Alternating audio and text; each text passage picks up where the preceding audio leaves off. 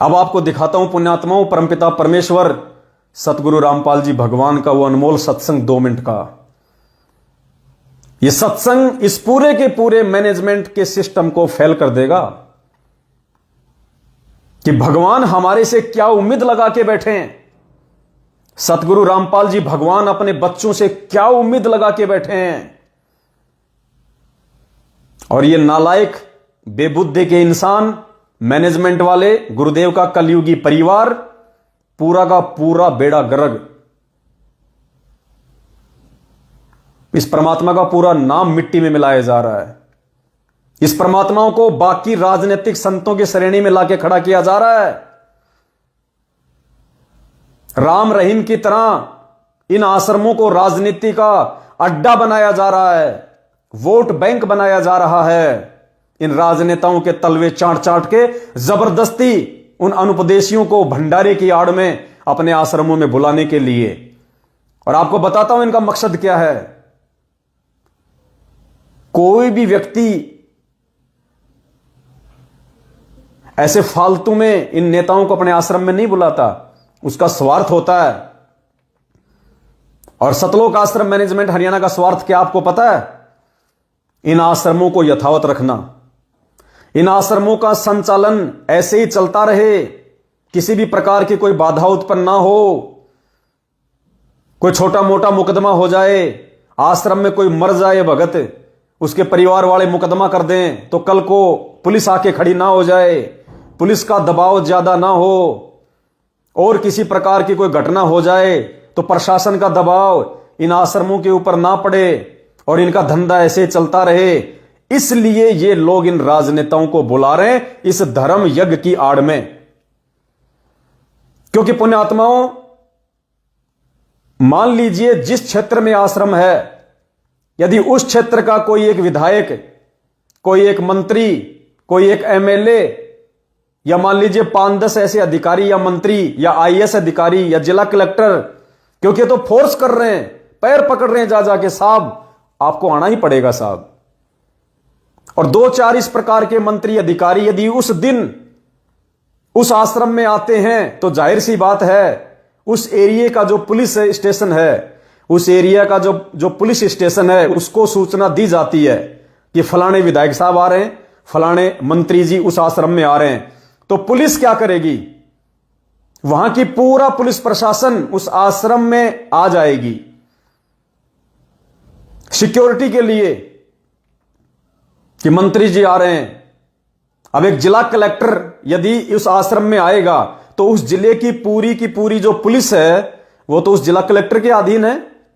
यदि एसपी उस आश्रम में आएगा तो एसपी के नीचे तो पूरी पुलिस है।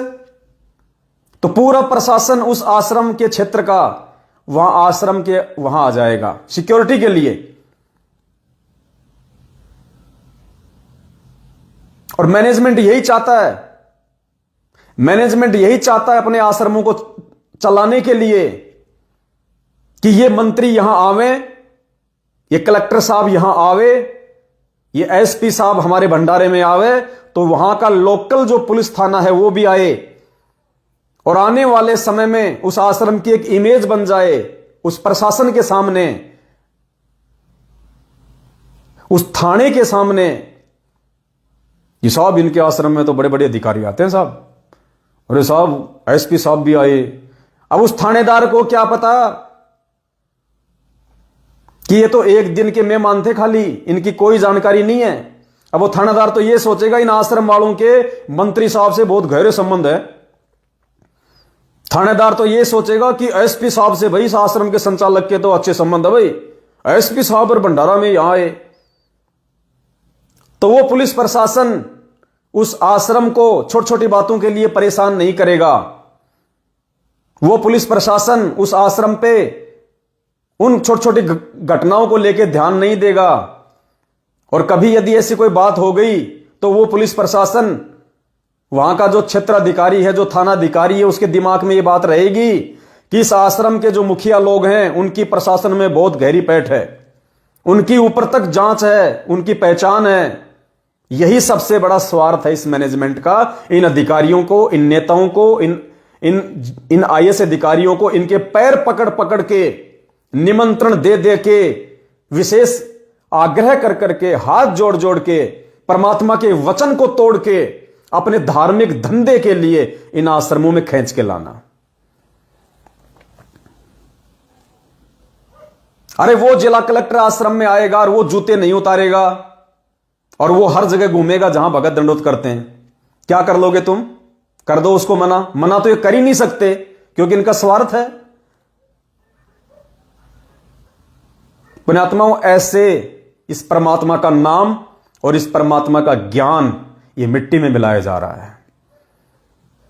अब आपको परमात्मा का वो अनमोल सत्संग सुनाऊंगा। उस सत्संग को सुनने के बाद में अगर आप होश में होंगे, अगर वास्तव में आप एक अच्छी आत्मा है और भक्ति करना चाहती हैं, आप सोचने पे मजबूर हो जाएंगी कि वो परमपिता परमात्मा सतगुरु रामपाल जी भगवान 27 साल से इतना दुख उठा के, लोगों की गालियां खा के, अरे क्या वो परमात्मा राजनेताओं के तलवे नहीं चाट सकता था? तुम्हारी तरह क्या वो परमात्मा अपने आश्रम में राजनेताओं को विशेष निमंत्रण देके नहीं बुला सकता था? तुम्हारी तरह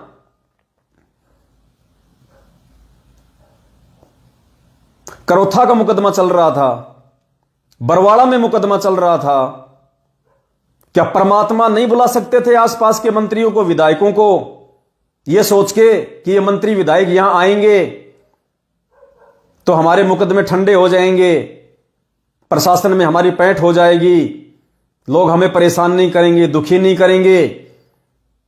नालायकों, सीखो कुछ अपने भगवान से। परमात्मा ने एक भगत की भूमिका में यही कहा कि हम भगवान के आश्रित हैं, हमारा अच्छा बुरा उस परमेश्वर के हाथ में है, इन राजनेताओं के हाथ में नहीं है।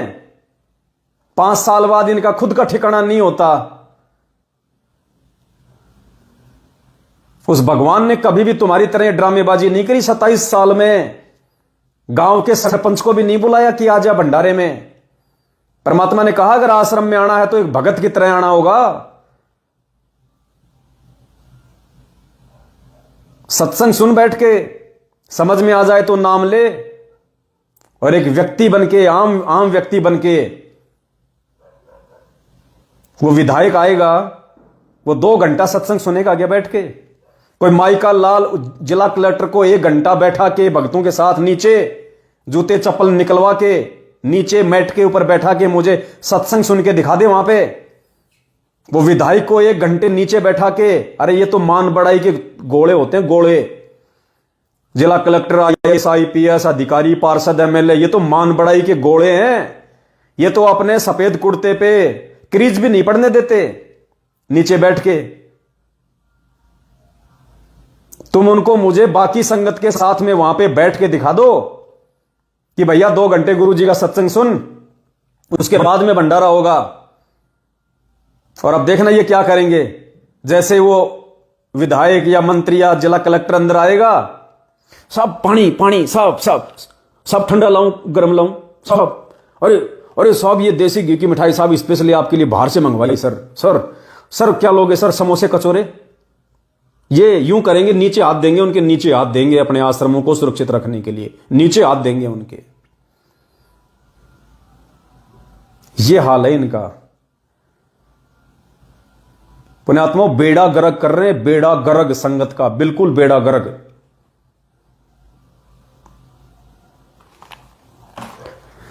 अब आप परमात्मा का वो सत्संग सुनिए।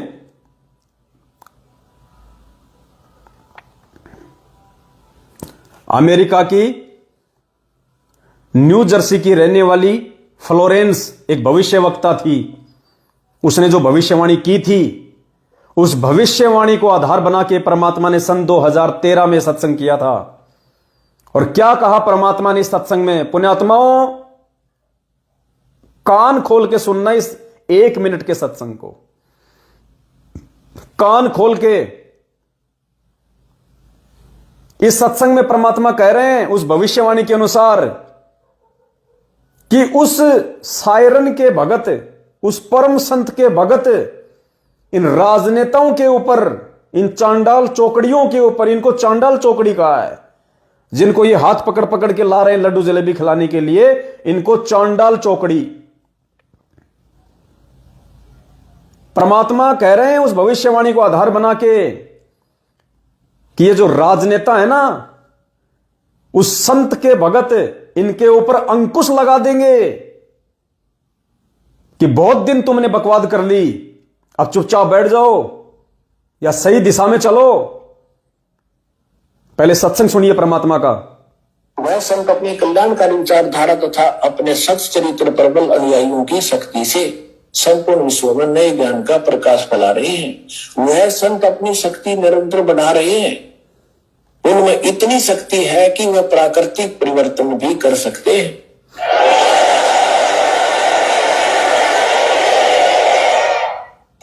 वह अपना कार्य वैज्ञानिक ढंग से करेंगे।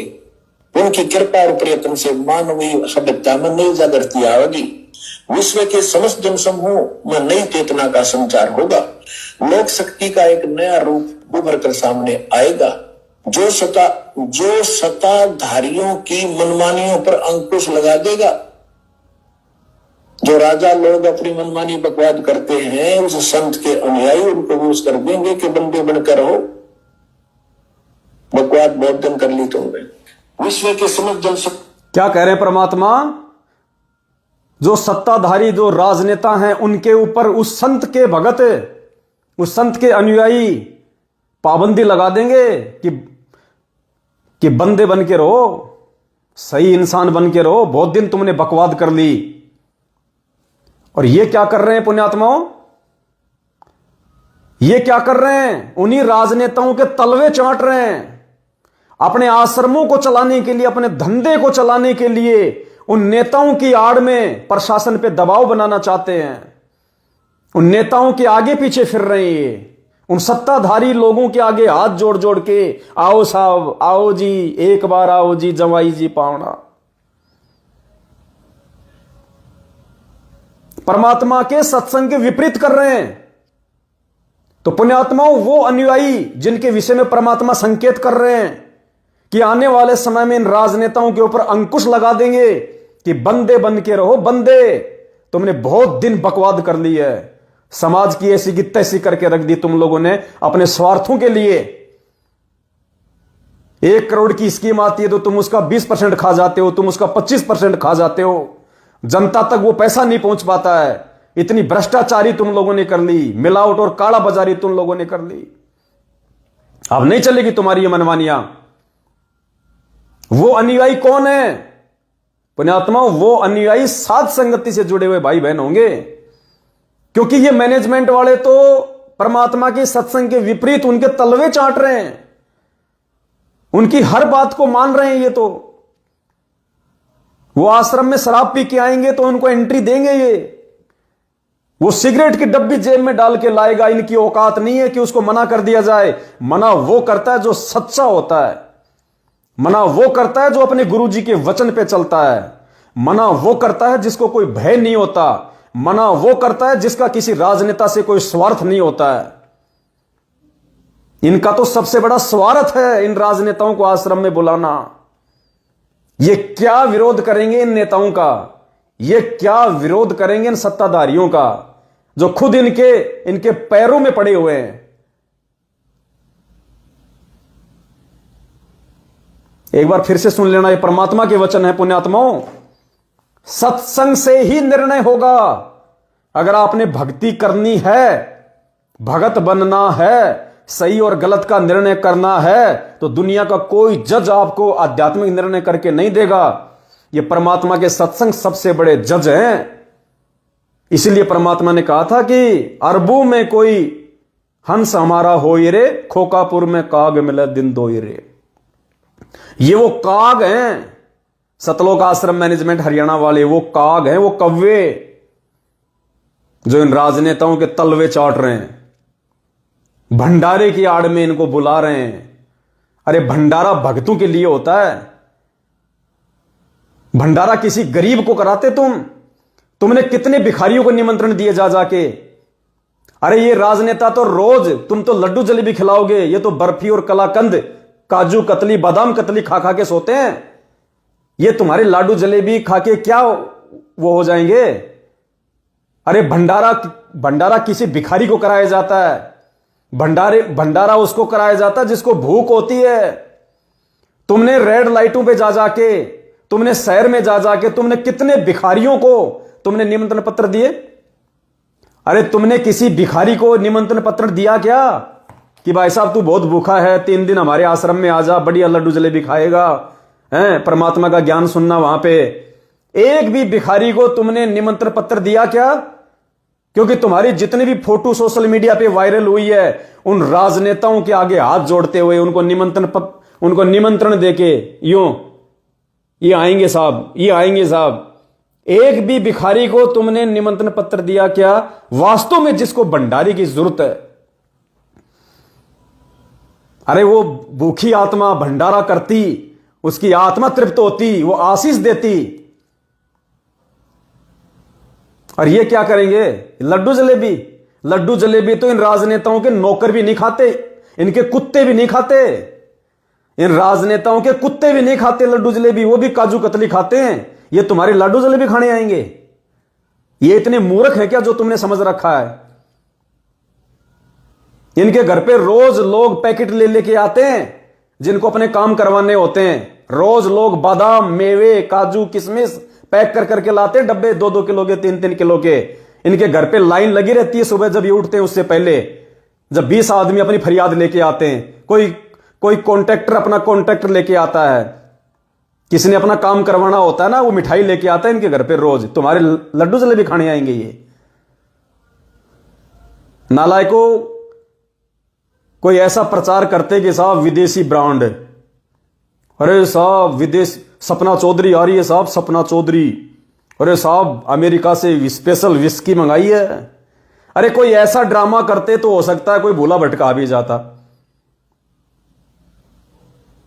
लड्डू जलेबी, ये भगत मूर्ख बन सकते हैं लड्डू जलेबी के नाम पे, क्योंकि मूर्ख हैं, मेंटल हैं, ज्ञान नहीं है इनको। ये भगत मूर्ख बन सकते हैं। ये जिला कलेक्टर, ये आईएएस अधिकारी, आईपीएस अधिकारी, ये मंत्री, पार्षद, जिनके कुत्ते भी लड्डू जलेबी नहीं खाते, ये तुम्हारे लड्डू जलेबी खाने 200 किलोमीटर अपना 2 घंटा समय बर्बाद करके आने का, 2 घंटा जाने का, और 3000 रुपए का डीजल पेट्रोल फूक के आएंगे ये तुम्हारे 20 रुपए के लड्डू जलेबी खाने। अरे मूर्खों, प्रचार प्रसार भी करते तो कोई ढंग की जगह करते, कोई दिमाग लगा के करते, हमारे को फोन कर लिया होता, तुम्हें राय दे देते कोई ढंग की। ये ऐसे भगत समाज का पैसा बर्बाद किया जा रहा है। क्या कह रहे हैं परमात्मा? अंकुश कौन लगाएगा? उस संत के भगत इन सत्ताधारियों पे, इन राजनेताओं पे अंकुश लगा देंगे कि बहुत दिन तुमने बकवाद कर ली। ये बोल सकते हैं क्या ऐसा? इनकी हिम्मत है क्या?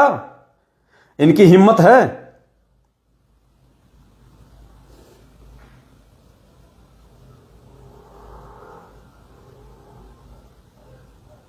क्या कह रहे परमात्मा? ध्यान से सुनिए। वह संत अपनी कल्याणकारी विचारधारा तथा अपने सच्चरित्र प्रबल अनुयायियों की शक्ति से संपूर्ण विश्व में नए ज्ञान का प्रकाश फैला रहे हैं। वह संत अपनी शक्ति निरंतर बढ़ा रहे हैं। उनमें इतनी शक्ति है कि वह प्राकृतिक परिवर्तन भी कर सकते हैं।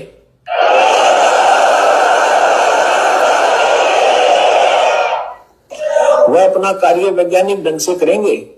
उनकी कृपा और प्रयत्न से मानवीय सभ्यता में नई जागृति आएगी। विश्व के समस्त जनसमूह में नई चेतना का संचार होगा। लोक शक्ति का एक नया रूप उभर कर सामने आएगा, जो सत्ताधारियों की मनमानियों पर अंकुश लगा देगा। जो राजा लोग अपनी मनमानी बकवाद करते हैं, उस संत के अनुयायी उनको रोष कर देंगे कि बंदे बनकर रहो, बकवाद बहुत दिन कर ली तुमने। विश्व के समस्त जनसमूह में नई चेतना का संचार होगा। लोक शक्ति का एक नया रूप उभर कर सामने आएगा, जो सत्ताधारियों की मनमानियों पर अंकुश लगा देगा। राजनेताओं के ऊपर मनोचिकित्सक तथा राजनेताओं के ऊपर अंकुश लगा देंगे वो अनुयायी। ये अंकुश लगाएंगे पुण्यात्माओं, ये खुद उनके तलवे चाट रहे राजनेताओं के।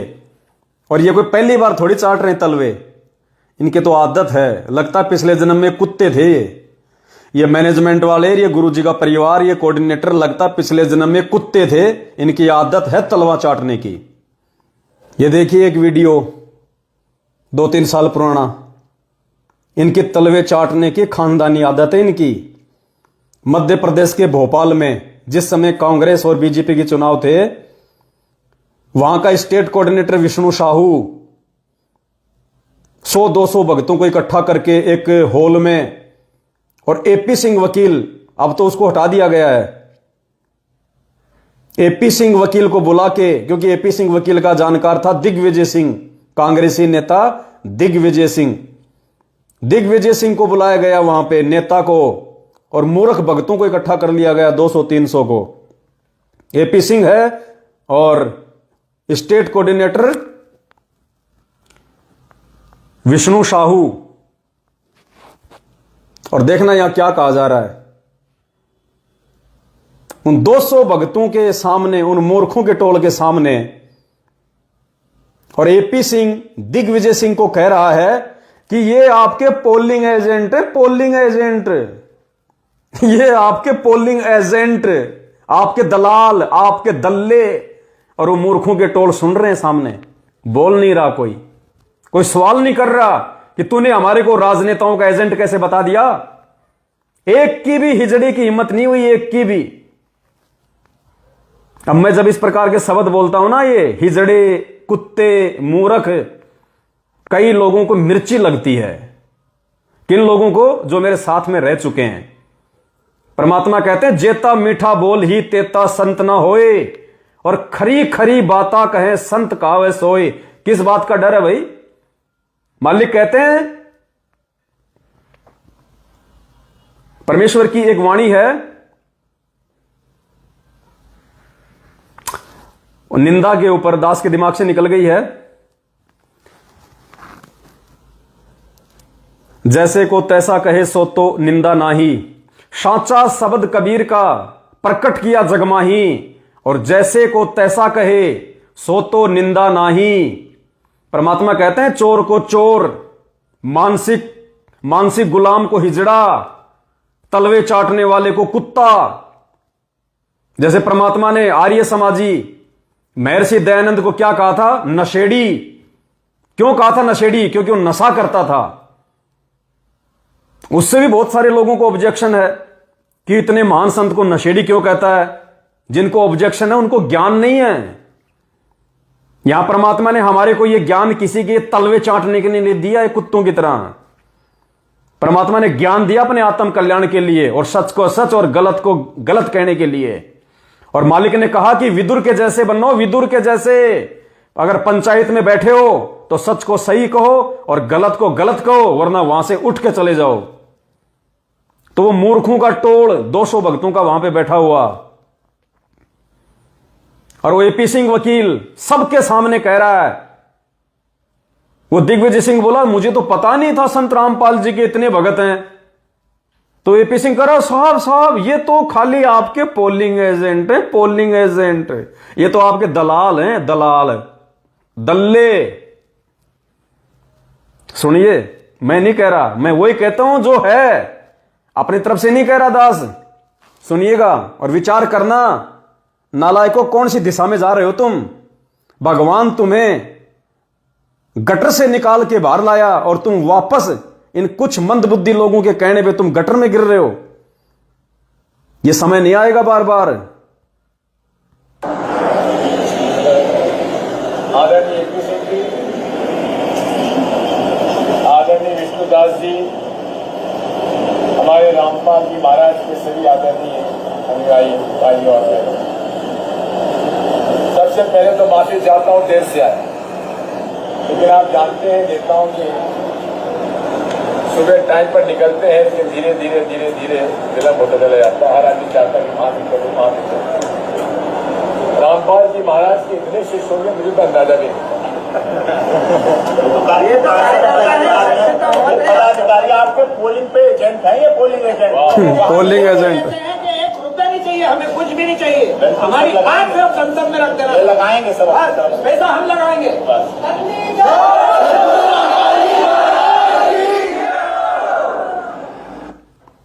मुंह पे कह रहा है, एपी सिंह मुंह पे कह रहा है कि ये तो आपके पोलिंग एजेंट हैं। अरे नालायको, हम परमात्मा के एजेंट हैं, हम किसी की पोलिंग के एजेंट नहीं हैं। हम कुत्ते नहीं हैं इन राजनेताओं के जो मैनेजमेंट ने तुमको बना दिया है, कुत्ता बना दिया। भगवान ने हमें कहां से उठा के कहां पटका और इन लोगों ने कहां से उठा के तुम्हें कहां नीचे धकेल दिया।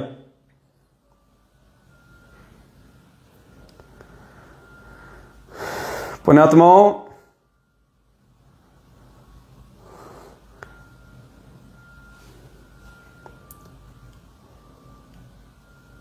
ये बहुत बड़ी मेहर है जब हम कभी शांति से बैठ के इस बात पे विचार करते हैं कि हम साध संगति से जुड़े हुए हैं। हम परमेश्वर के इस मिशन का एक जो हिस्सा है साध संगति, हम साध संगति से जुड़े हुए हैं। और साध संगति से जुड़े हुए भाई बहनों के आचार विचार व्यवहार बोलचाल उठना बैठना और ये सतलोक आश्रम मैनेजमेंट हरियाणा और इनके पीछे लगे हुए भाई बहनों का बोलना चलना उठना बैठना समझना सोचना, रात दिन का अंतर, रात दिन का अंतर। एक ही गुरु के शिष्य हैं लेकिन रात दिन का अंतर है। तो ये छटनी हो रही है। हमने केवल अपने परमपिता परमेश्वर को प्रसन्न करना है। हमने इन लोगों की तरह कोई धंधा नहीं करना।